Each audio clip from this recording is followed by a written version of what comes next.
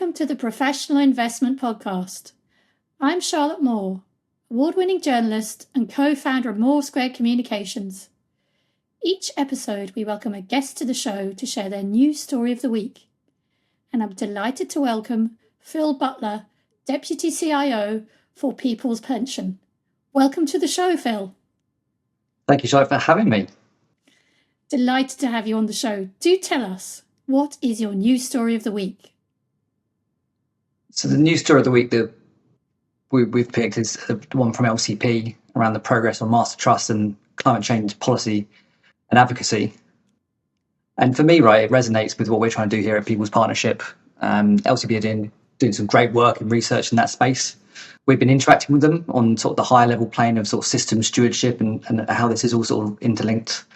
And we've discussed it many forum before, right? The 1.5 degrees, is at risk or has already passed. The decarbonisation pathways don't really look achievable from what we see today. There's no discernible news coming out of COP that was a few weeks back.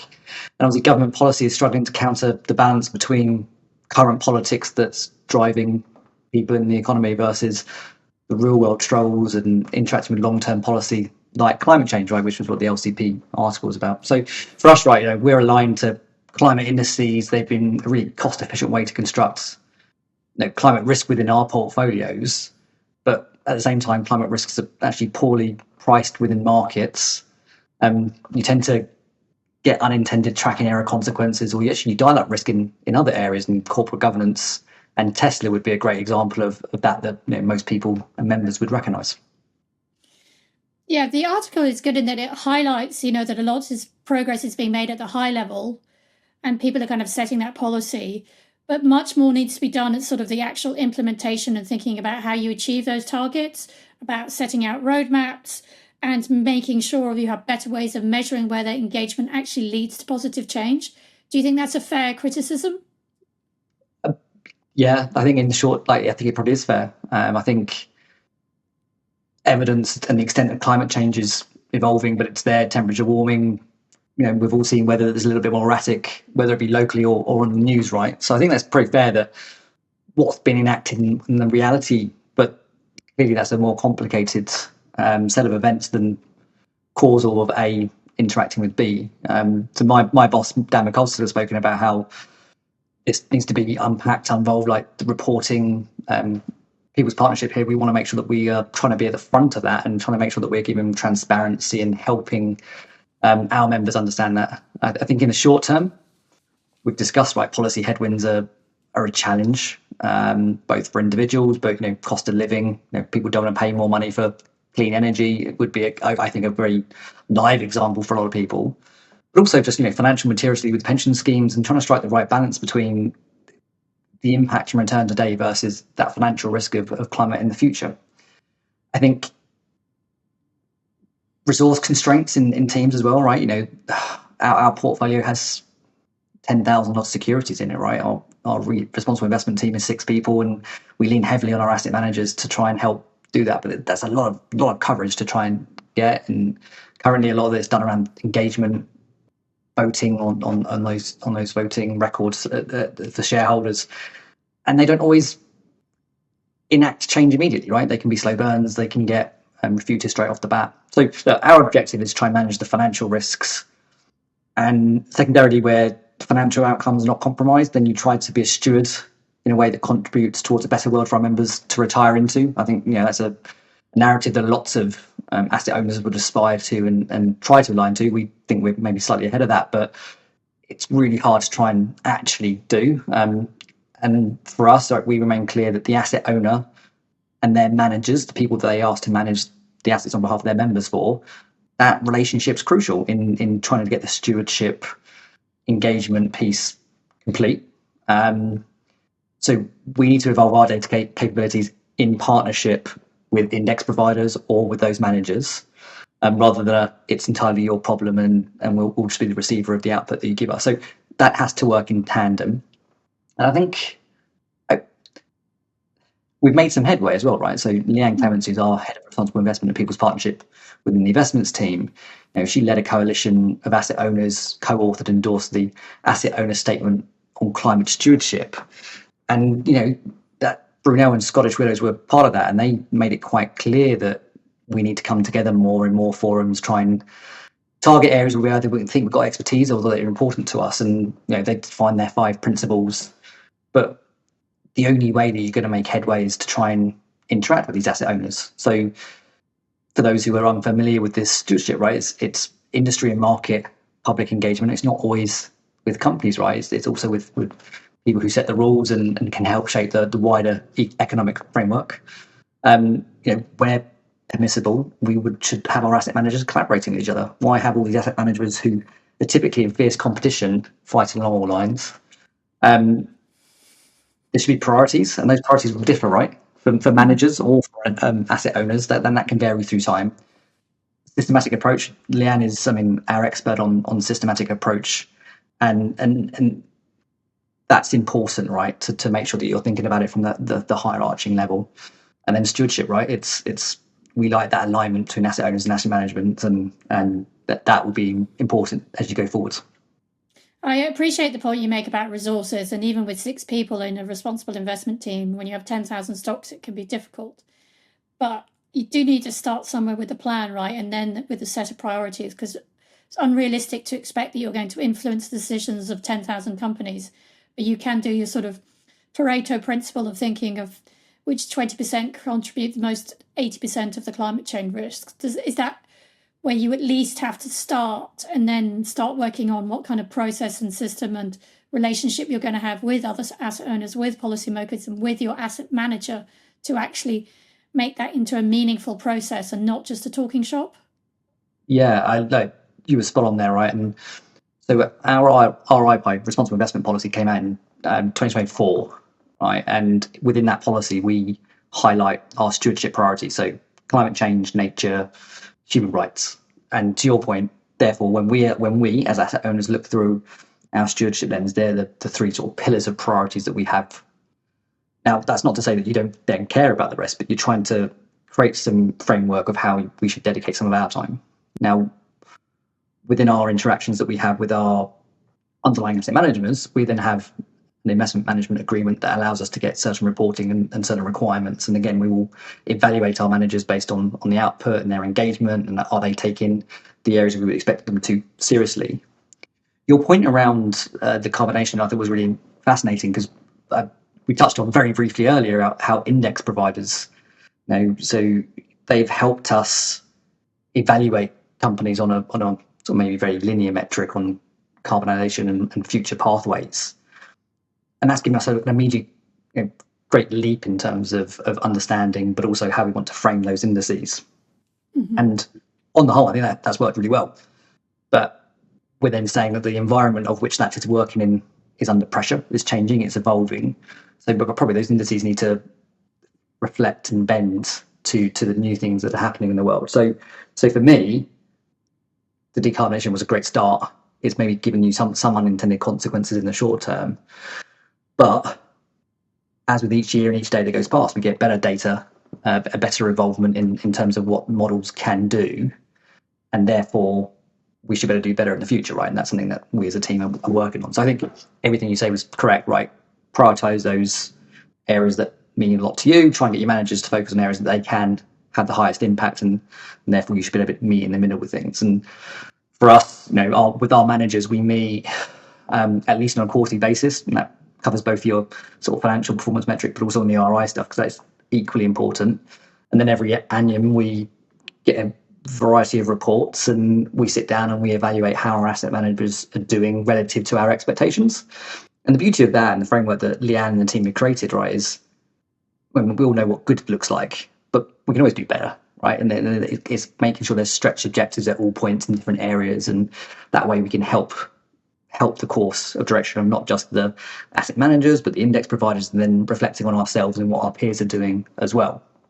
And I think once you start factoring that in, you then get into the murky topic of sort of universal ownership, and that advocates a system of a stewardship approach, right? So you all need to be aligned and discussing and engaging, and focusing on the areas that you think you can impact, right? So for us, climate change is a great example of a systemic risk, but you can't immediately change it, right? Whereas, you can have sort of less systemic individual risks for an individual company that you could vote against, and then you can sort of make immediate change, right? So there's quite different stances on how you need to approach some of these things, and some of it needs more engagement at a corporate level, some needs engagement at a policy level, some it's a combination, and not always is it for us to expect our managers to do that. Sometimes it is us having to help the environment around them so that they can then get the companies that they're buying or choosing to buy to then work in and around that. I wanted to also pick up on something else you said earlier when you said, it's in a manager's interest to be competitive on this. And I think obviously we saw People's Pension decide to shift all its managers around recently and assign Amundi and Invesco instead of State Street. And I actually don't know who you had for fixed income before. So, I mean, if that isn't a wake-up call to an asset manager to start taking this seriously, if they want the business from UK and European institutional investors, I don't know what is. Can you talk to us a bit about your approach to climate change? You sort of touched on it there about, how you can shape your own passive indices and you can do that on a segregated mandate basis. What do you do at the moment with those managers, and what do you want more of in the future? Yeah, so there's really nuance there, right? So for those who are unaware of what we had before, we were in pooled funds in both our equity and fixed income portfolios. And after a big shift and a big project, we've moved them into segregated accounts, and we've got new Amundi as our developed equity manager, and we've got Invesco as our global fixed income manager. Now, part of the reason why we moved them to segregated mandates was that we could put legal agreements around how those monies were run, so that we could ask them to make sure they report on certain responsible investment metrics or on performance metrics or on voting engagement. There's a whole number of, they're hundreds of pages long. And the idea was that we felt that we were in it together, and therefore, why would we not get something written down so that we can keep moving forwards? And you simply don't get that in pooled world. So for me, being sort of the more operational geek person that I am, the seg mandate was a big move there. Now, it's like moving into a nice house. You go all the research into the area that you're buying, you build this lovely house, but if you don't furnish it the right way, it still doesn't feel like a home, right? So we then had to select managers who we felt who could uphold our value standards in the RMA, right? So they're the people who have moved in and helped it make it feel like a home, right? So we engage with them frequently. We think we've picked great managers on their own right, but ones that stand the test of time when it comes to their stewardship, RI, ESG engagements across the board. Now, we meet with them at least formally quarterly, and they'll give us a rundown of various engagements, voting, advancements they've made in certain areas of the RI stuff, stewardship. Then annually, Leanne and her team will do a deeper dive and essentially assess over the course of the year how they're doing against their expectations, as I said earlier. Now, probably badly placed to be telling Leanne what we're expecting more of in the future, but for me, right, it's the world is evolving. You never say stationary, right? So there'll be things in the future that we don't know we want right now, but we will want. So I can't answer those, right? But I think, more data, more transparency. We want to ensure that their teams within the responsible investment space are getting larger, if anything, but ideally don't want them shrinking or get halving overnight, right? Because that has an impact. Like, are they using data and technology to capture more impacts? Where are we getting improvements? Because, overnight you might get an increase in your carbon score, but actually it's not because you've got an increase in your carbon score, but it's because you've got better data now, and actually what you've done is recognize that actually the carbon output, maybe you're adding scope 3 and whatever it may be. So I think, that deep understanding of what you're achieving. So, but mainly data, transparency, engagement, I think are the three things that we're going to want more of going forward. And then just to pick up one point you said there about the competition within asset manager, right? I agree. It's a fiercely competitive market. Hopefully we've made it clear our expectations from asset managers going forward, and we do try to take that into account for every future mandate that we look at. But similarly, right, they can't compete on everything. So, part of the sort of system-wide engagement, sometimes they will need to work with each other to try and get real-world action done. And I think sometimes asset managers shouldn't lose sort of sight of that, because you can both be competitors with each other, but come together when it's needed to deal with like issues that you both care about.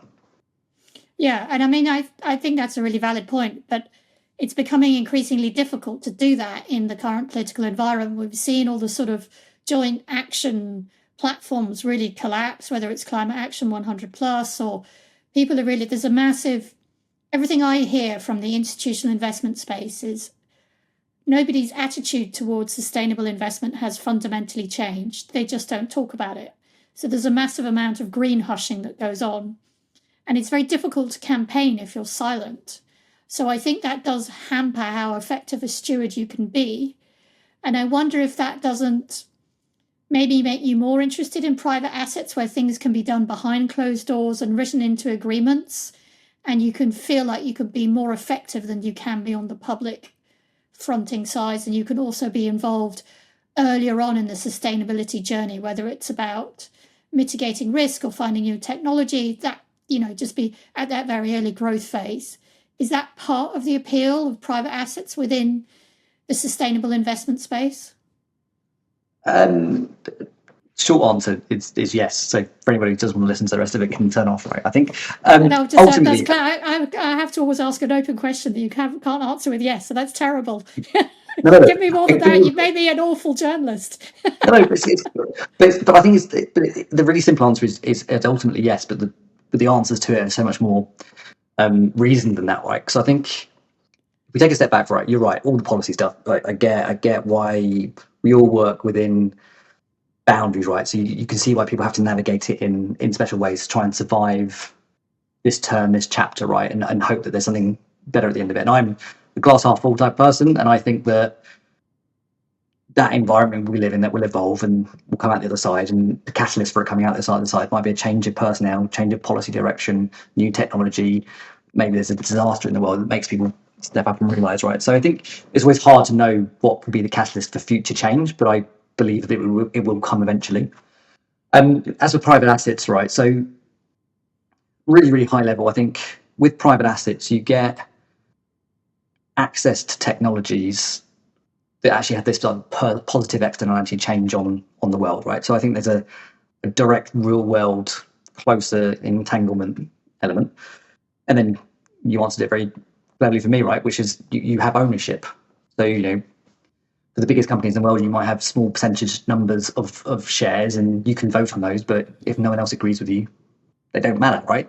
You need to get to 50, 67% vote thresholds to make any meaningful change. Whereas with private assets, if you are at a minimum a large shareholder, if not the full owner of an asset, then what you do is you typically get a seat on a board of that private company, and you can sit there going, "Oh, this is what I think." Now, that's not to say just because you're sitting there that you can get everything that you want, but you have a much closer relationship to be able to go, "Have you thought about this? We care about that. That's fine, but can we get more data, or can we ask these?" So there's an element there as well that you can influence more change. And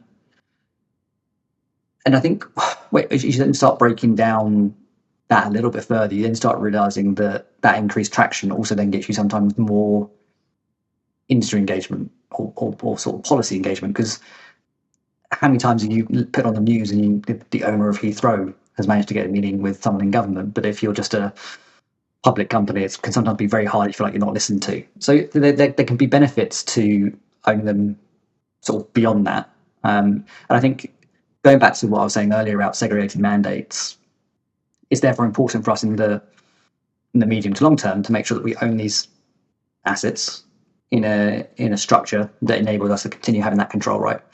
And if you can't always do that, then there are probably two really important factors for enabling us to be able to continue having those benefits, right? One is, if you're going into a fund, make sure that you trust the people running the fund and they're aligned to your values, because they will be the ones that are essentially acting as steward on those assets.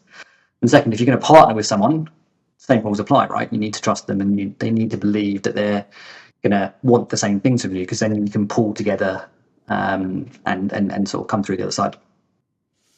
So you've made quite a convincing case, I think, there for why you would want to be invested in private assets, but from a sustainable investment perspective, at least, which I know that you're thinking about, but you haven't actually got around to doing it. Another news story that was out this week is the British Business Bank working with pension providers to invest in UK venture capital, which can obviously have a sustainable investment angle. So how are you thinking about that private asset allocation, whether it's in the UK or more broadly, in terms of sort of making sure your capital is as effective as possible, not just in terms of hard financial returns and risks, but also about the sustainability angle? Yeah, so I missed the financial returns element on the previous question, didn't I? But you're right. So assuming they meet the portfolio benefits, right? So we believe that they can bring some enhanced returns, some diversification, and their longevity in sort of structure that they are works really well for us as a pension scheme and our members who are going to look to retire in decades to come. So for us, right, it's great what the British Business Bank's doing, and we think that we want to be getting involved in schemes when we're ready. We're currently going through the final stages of that with some managers to look at how we can structure the fund, how we can get that alignment around not just financial but also RI objectives, right? And this comes down to level of transparency that we want on data side as well. And to your point around sort of how we then blend that in, right? We think the UK is really quite attractive at the moment. Now, I don't think any asset allocator ever wants to be told you need to have minimum requirements in certain areas. So we really hope that it remains a free choice to be able to make that right. But we do really see the UK as an attractive option at the moment in the areas that we're targeting. So property and infrastructure are two areas close to our hearts at the moment in terms of where we think we can get good deployment. We think we can get good financial returns. We think we can get the right structures at the right fee levels. So this then starts all talking about how effective unit cost is for members in terms of the output that they then receive. And also there's that real world element, right? People can see a bridge building. It has real tangible impact to local environments and socioeconomic areas. So look, we will never be constrained, we hope, by that regional sway, but we do see it being a large part of the UK because of the opportunity set. But then you can never ignore the global appetite that's available, right? In terms of both sheer size of asset value, right? The UK is a big market, but if you play in a wider pond, then you've got more opportunity. But also think about how you can align to other asset owners and asset managers. These all typically have global footprints. Therefore, it means that you can start having that impact more broadly, widening opportunity set, more diversification, which all has, hopefully, good member benefits on the end of it. So I've got a kind of nice geeky investment question for you, because we are the professional investment podcast. We've sort of touched on it. We've talked about how you do public indices and segregated mandates and the appeal of private assets and how you think about that and how you think about the UK in the context of that. But if we were to zoom back up again, and obviously you're going to have your responsible investment or sustainable investment, whichever phrase you choose to use, you're going to have your series of policies and the way you view the world. Do you take a sort of total portfolio approach to that? Do you look at the portfolio across everything you're invested in and think about what ultimately you want to achieve from a risk return perspective and a climate change perspective?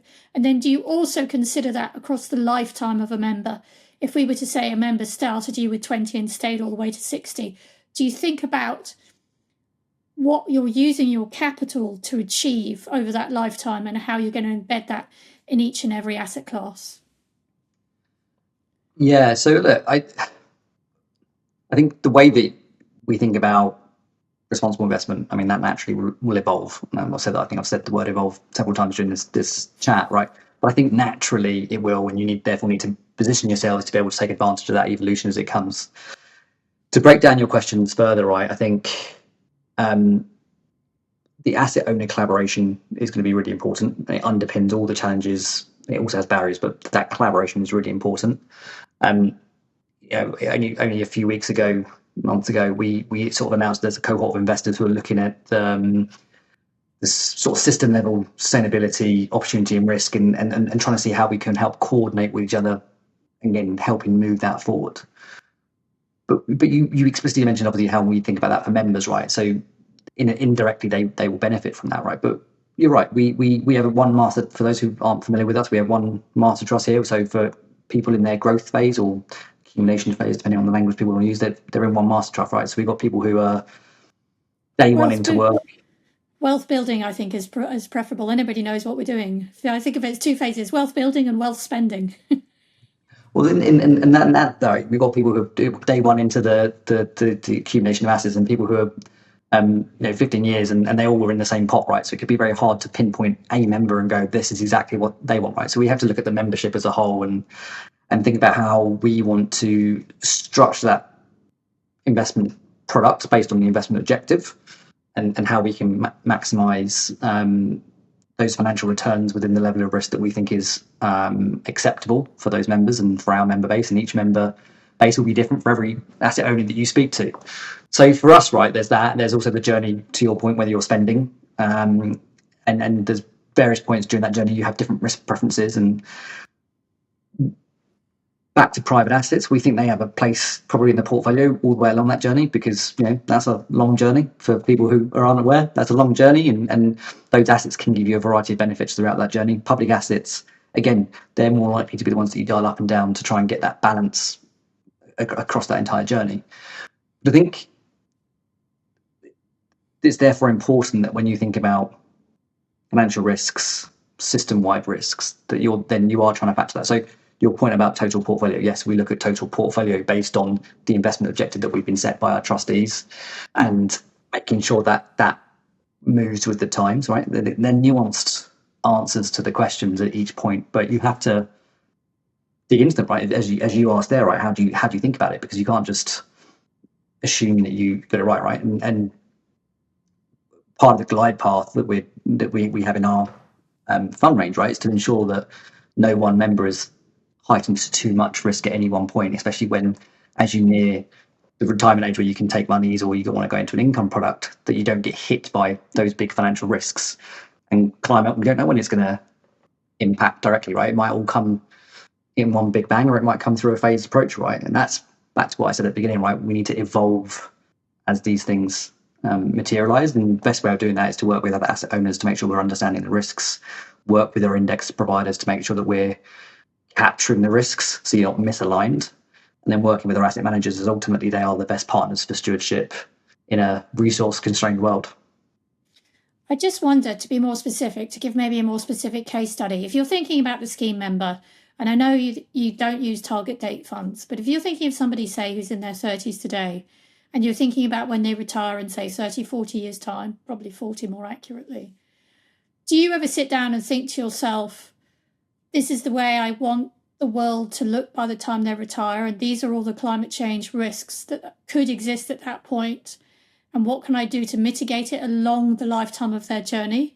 Do you do it in that kind of specific way? I'm thinking about what Mark Fawcett once said to me at Net, not CIO of, he was at the time CIO of Nest. He said he doesn't want to be the situation where his scheme members retire and then find the world has burnt to a crisp, if you see what I mean. So it's about thinking about managing all those risks along the way and making the most of whatever technological developments come along, which you can't predict. Do you ever think about it in that terms, in terms of my member who's 30 today, I want the world to look like this when they retire, and the same for my member who's 40 or who's 50, that the amount of time is going to shrink or grow, and think about specifically how you want the world to look like when they retire and how you can affect that change? I mean, that's a deep question. I think for me, right, take that member who's going to retire in 34 years' time, take myself when I get to retirement, and that's in hopefully a shorter period of time than that, right? I think the level of uncertainty... No, you're not a day over 25, are you, Phil? Oh, thank you very much, Charlotte. Having just had a second child, I feel a lot older than that at the moment. But I think that the level of uncertainty and the number of variables that go into that, right, to talk stochastic models or whatever, right, it's just unfathomable, right? So I think it's really hard to set that as your starting point of the world that I want our members, myself, my children to grow up in, right?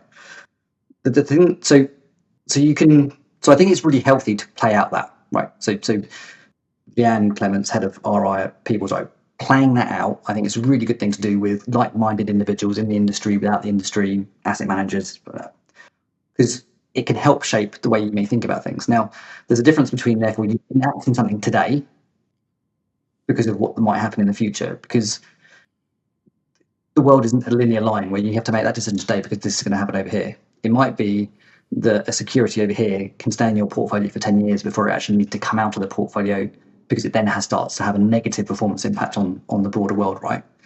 And are you better off therefore being invested in it and engaging during that process? So for me, right, I don't think it's quite as simple as, I think we all aspire to want the world to be a nice, enjoyable, livable, non-burning space in the future. But how you get there is a myriad of collaboration, right? So the policy headwinds, the short-term challenges now, it's not trying to strike the right balance of that today, right? And if we then sort of take a step back a little bit, for me, right, leaders will change, technology will change, member attitudes may change to all of this, right? So we need to therefore remain fluid to that. And it goes back to the working together, right? And so, yes, very important to think about how this evolves and how we want it to be shaped. You then have to be realistic about what you can do today. And I personally think you simply going, well, therefore, just don't own anything that's got high carbon now is necessarily the right way to do that, right? So as a test case, right, should or shouldn't you own BP?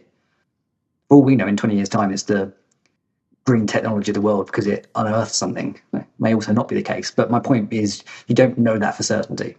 So in all the meantime, what you can do is engage with it and go, why have you altered your net zero paths in the last 12 months? Explain to us why that's important to you. We're not happy about it, or have you thought about these things? Or has the share price movement shown that actually the 5-year runway is important for them to do that? So maybe a really bad ending for our chat to sort of go, it's more nuanced than that. But I do think that, good to take that high level view, but I think it's really hard to then make those really hard decisions today about how you should make a dozen decisions based on the level of uncertainty we talk about in that modelling and future world environment.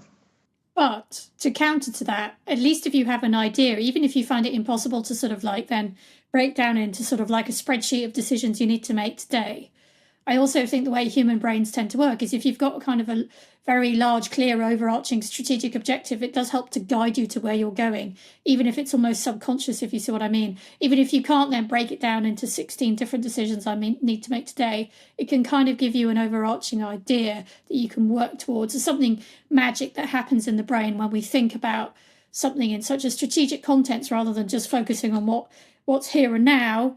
If you have to focus on the here and now with an eye to the future as well. It's the balance of the two. No, I completely agree. And I think the way we speak about the RI policy, right, because that sets out, it's a 30-page document, right, sets out the way we think about things today. And we say that's the North Star of how we think about it today. So maybe that wasn't very clear there, right? So that sets your high-level policy, and it gives you our areas that we think are important to us. So climate change, nature, and human rights. There are a myriad of issues, right? But if we can focus on those and have a clear vision of how we think we want our managers or index providers ourselves to behave in those environments, we can try and direct some change. I think you should always have to be cognizant of actually how much change you can make and on what brevity, right? Because I think there's just not enough scalability to focus on all issues. But I think you're right. That view is really helpful. And maybe I took it one step too far back on an entire universe view. Well, you are the deputy CIO, and as you said at the beginning, Phil, you do love to focus on the operational.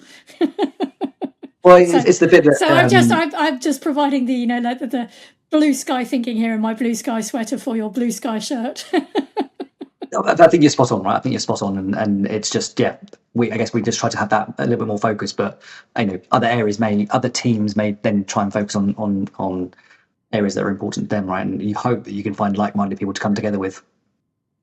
Okay, well, I think that's a great place for us to end the podcast. We've got deeply existential there for the first time ever, I think. I want to thank you so much for sharing all of your insights and your expertise and giving us a really good feel for how you at People's Pension think about all of these big picture, really nitty-gritty, difficult issues and how you begin to try and wrestle them to the ground. Listeners, if you want to make sure that you never miss a future episode of the Professional Investment Podcast, make sure you hit that subscribe button and do interact with us. Please do comment and engage with the Spotify poll. Thank you so much for listening. Thank you, Phil. Thank you very much for having me.